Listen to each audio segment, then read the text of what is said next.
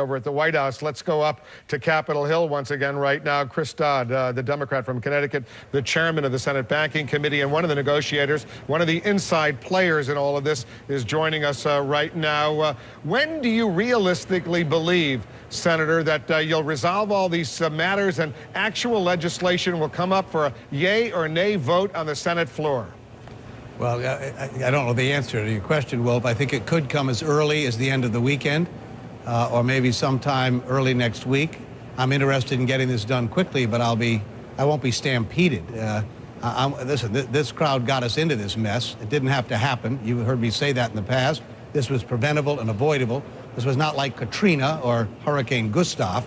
So we're here in a moment of tragedy, candidly, and everyone's angry about it, and they ought to be. The question is, what do we do about it? And I've made recommendations. We've had meetings yesterday, in fact, all week since last week ago Thursday night, and I'm prepared to be supportive of a plan, a rescue plan here, a workout plan, but it needs to have provisions on it dealing with executive compensation, dealing with taxpayer getting something back if profits are made on the sale of these assets, that I clearly want to see strong accountability provisions, as well as, of course, dealing with the issue of foreclosures. Are you any closer with those House Republicans who are saying, you know what, the basic concept that Henry Paulson, the Treasury Secretary, came up with, that the Democrats accepted in the Senate and the House with some major modifications, that is totally as you point false. out? What's totally false?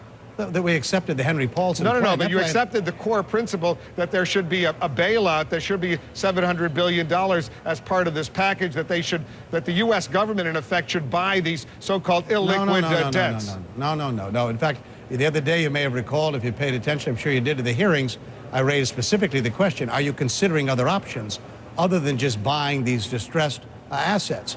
Because I want to know if you need additional statutory authority to do that, because many people have serious reservations about exactly what you want to do, not just here in Congress, but economists across the country. He assured me that he was considering other options. There's never been any question. Well, what do you think about the alternative proposal being put forward by these House Republicans? Well, I don't know. I've been told by Henry Paulson it's a terrible idea. Now, other economists are rejecting that as a proposal, but I have no objection to economists considering that idea, along with a variety of others that ought to be out there on the table. That's never been a debate. The debate has been about whether or not you protect taxpayers, whether or not you protect against executive greed in compensation, whether or not you do something on foreclosures, and whether or not you're going to really do something here with accountability. This proposal that was sent to us a week ago had none of that in it, and we've been insisting upon those conditions. If they're not there, this plan will die. If they are there, there's a chance we'll pass it. And so basically, give us your bottom line, Senator. How close do you believe, and no one is closer to the negotiations than you are, how close do you think you are now to a package, to a proposal, legislation that can be voted on in the House and Senate? Well, I'm heartened by the fact that the House Republicans are finally sending a serious negotiator in Roy Blunt.